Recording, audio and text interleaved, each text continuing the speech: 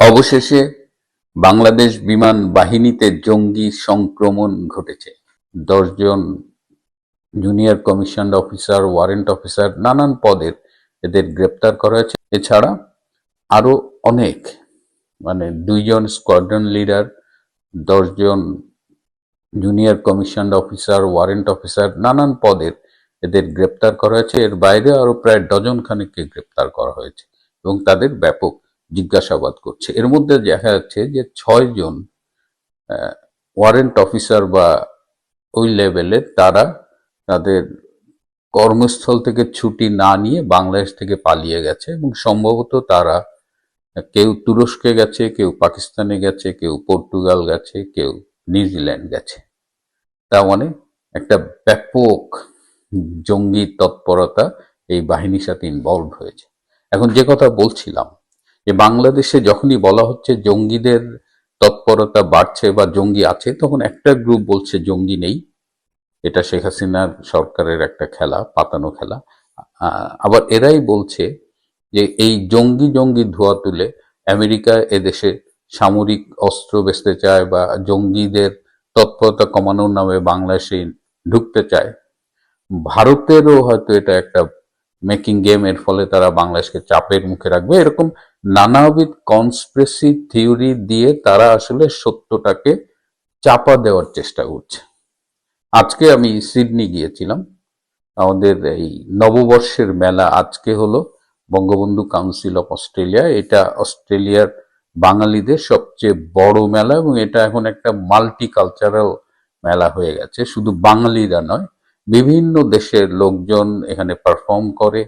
এখানে তারা দর্শক হিসেবে বা তারা এখানে আসে, এটা একটা একদম বহুজাতিক মেলা এবং এখানে অস্ট্রেলিয়ার কেন্দ্রীয় মিনিস্টার, এমপি, বাংলাদেশি যারা বিভিন্ন কাউন্সিলর হিসেবে নির্বাচিত হয়েছে তারাও আসেন। সো এই মিলন মেলায় গিয়েছিলাম এবং আমি একটু আমার বাসা থেকে দূরেই এসেছি, তো সারাদিনে প্রায় ৬৫০ কিলোমিটার ট্রাভেল করে এই মধ্যরাতে আমি এই শোটা রেকর্ড করছি। তো আসার পথে আমি বাংলাদেশে কাজ করতো, এই বিশেষ করে এই জঙ্গিদের নিয়ে কাজ করতো এরকম একজন রিটায়ার্ড পুলিশ অফিসারের সাথে কথা বলছিলাম। তো আমি তাকে বললাম যে আসলেই কি জঙ্গি আছে, নাকি এই যে কনস্পিরেসি থিওরির কথা যারা বলে যে এটা আমেরিকার বানানো গল্প, এটা ভারতের বানানো গল্প, এটা শেখ হাসিনা সরকারের একটা চাল। তো তিনি নিশ্চিত করে বললেন, এবং তিনি হলি আর্টিজানে যে জঙ্গি আক্রমণ হয়েছিল, সেটি নিয়ন্ত্রণ করতে যে নিজে গুলিবিদ্ধ হয়েছিলেন, তো তিনি বললেন যে বাংলাদেশে জঙ্গিদের বাম্পার ফলন হতো, কিন্তু শেখ হাসিনার সরকার যেহেতু জিরো টলারেন্স ঘোষণা করেছিলেন, সেহেতু জঙ্গিদের অপারেট করাটা খুব কঠিন হয়ে গিয়েছিল। এবং শেখ হাসিনার আমলে এই বিভিন্ন বাহিনীর, সেনাবাহিনী, পুলিশ বাহিনী, এদের বিভিন্ন দেশে পাঠিয়ে এই জঙ্গি দমনের উপরে বিশেষ ট্রেনিং দিয়ে আনা হয়েছিল। সুতরাং তাদের জঙ্গি দমন কর্মসূচিটা খুব স্ট্রং ছিল, কিন্তু এই ২৪শে ৫ই আগস্টের পর থেকে একদম সেটা আগের মতো নেই এবং জঙ্গিদের অভয় আরণ্য হয়েছে। এবং একটি গুরুত্বপূর্ণ তথ্য পেয়েছি যে মহাখালীতে যে অবসরপ্রাপ্ত সামরিক কর্মকর্তাদের, আর্মিদের যে একটা ক্লাব আছে, রাওয়া ক্লাব, এই রাওয়া ক্লাবে অনেক অবসরপ্রাপ্ত অফিসার রয়েছেন যারা সরাসরি বাংলাদেশে এই জঙ্গি নেটওয়ার্কের সাথে জড়িত, এবং তারা অনেকেই এই জঙ্গিবাদ সম্প্রসারণের শুধু ভূমিকায় রাখেন না, পৃষ্ঠপোষকতাও দিয়ে থাকেন।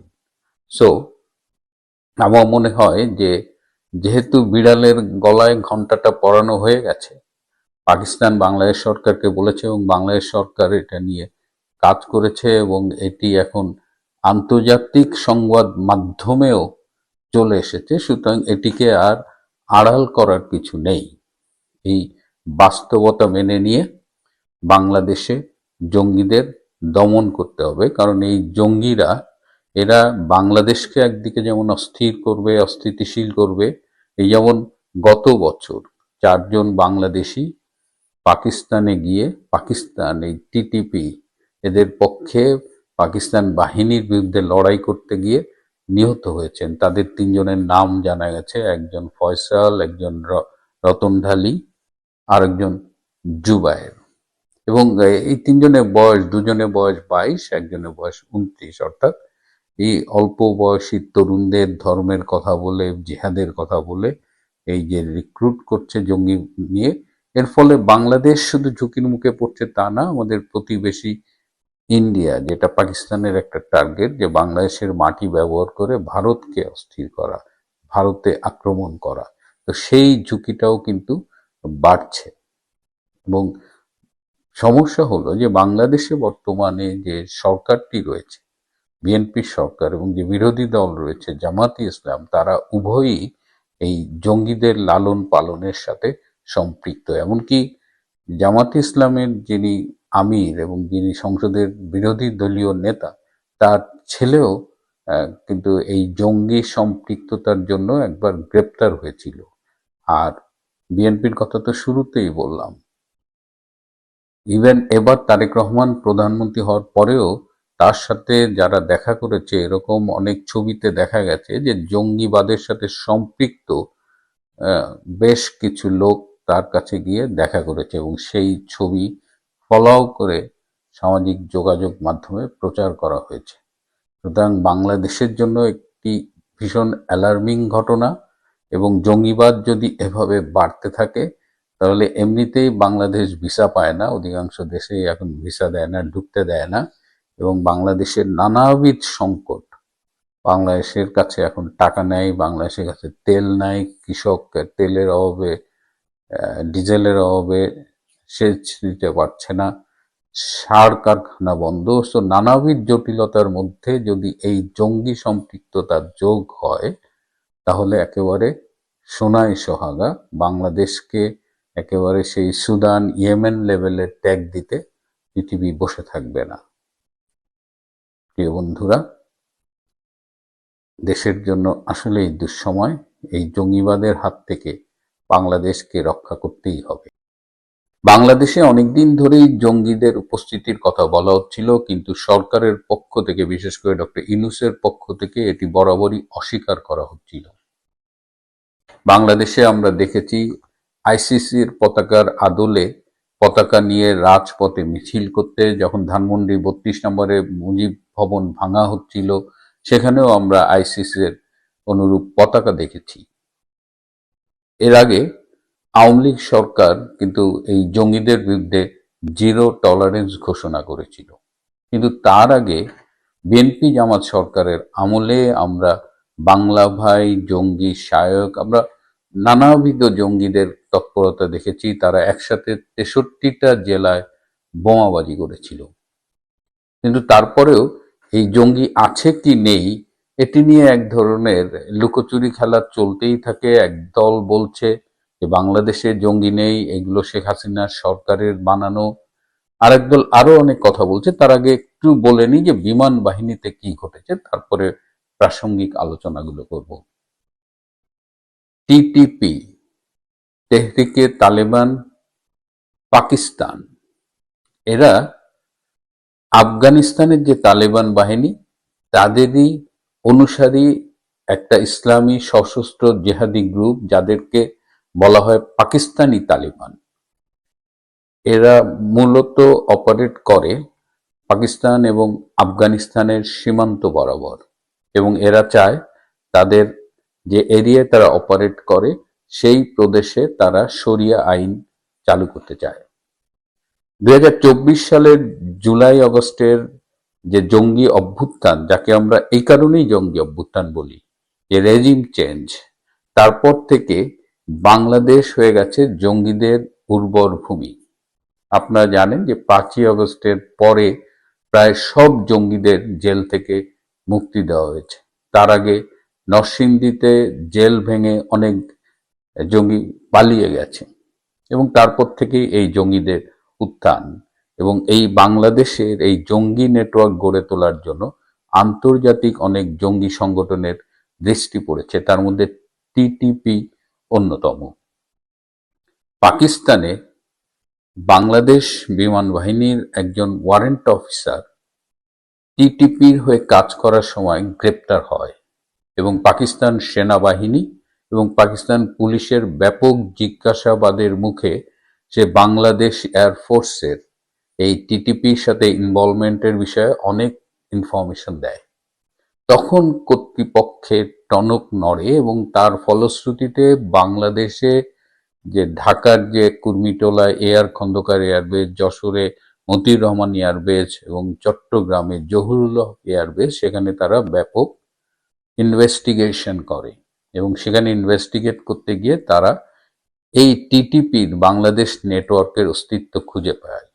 চট্টগ্রামের যে জহুরুল হক এয়ারবেসের কথা বলছি, সেখানে যে মসজিদের প্রধান ইমাম, তিনি সম্ভবত এই বাংলাদেশের টিটিপির মূল রিক্রুটার, তিনি মূল রিক্রুট করে থাকেন বলে ধারণা করা হচ্ছে। গত 2 দিন ধরে বাংলাদেশের গণমাধ্যম এবং সামাজিক যোগাযোগ মাধ্যমে নাম না নিয়ে ইনডাইরেক্টলি যে ব্যাপারগুলো আলোচনা হচ্ছিল, গণমাধ্যমে নিউজ হচ্ছিল, কিন্তু বাহিনীর নাম নেওয়া হচ্ছিল না। তারও আগে যখন আমরা দেখলাম যে ভারতীয় গণমাধ্যম নর্থ ইস্ট নিউজে এই ব্যাপারে বাংলাদেশের বিভিন্ন বাহিনীর জঙ্গি সংশ্লিষ্টতা কয়েকজন সদস্যের পাওয়া গেছে এবং তাদেরকে গ্রেপ্তার করা হয়েছে।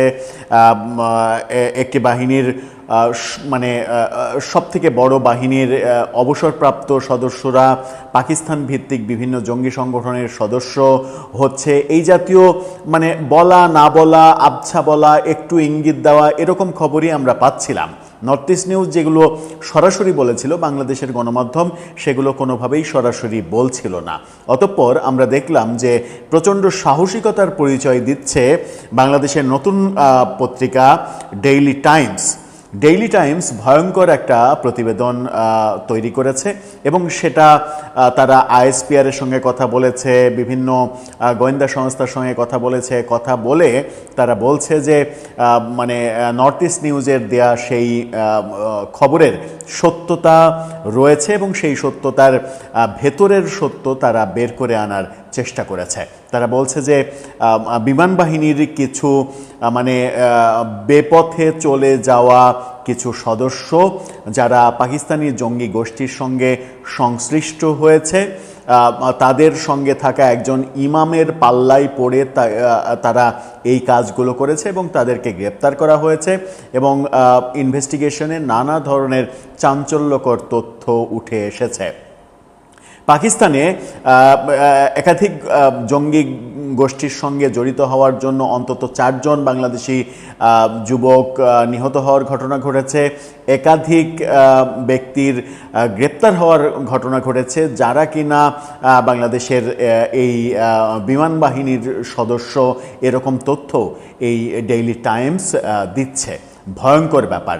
এটা শুধু ভয়ঙ্কর ব্যাপারই না, প্রফেসর ইউনূসের আমলের ঘটনা। মূলত বলা হচ্ছে যে কিছু সদস্য 2 মাসেরও বেশি সময় ধরে মানে কর্মক্ষেত্রে না আসা, তাদেরকে না দেখা, এই ব্যাপারগুলো থেকেই সন্দেহগুলো তৈরি হয়েছে।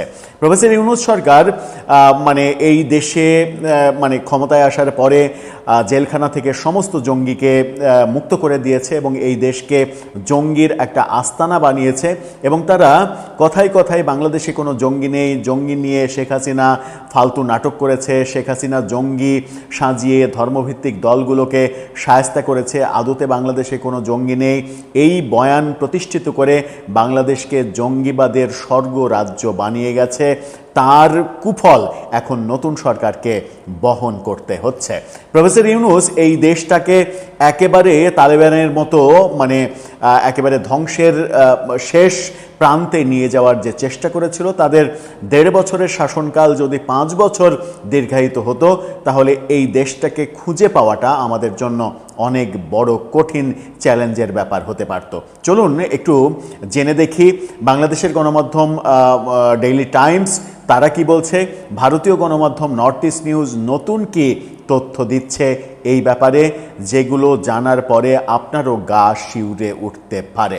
সেই খবর বাংলাদেশের গণমাধ্যম অবশেষে স্বীকার করে সেই ব্যাপারে বিস্তারিত ভেতরের খবর তুলে এনেছে।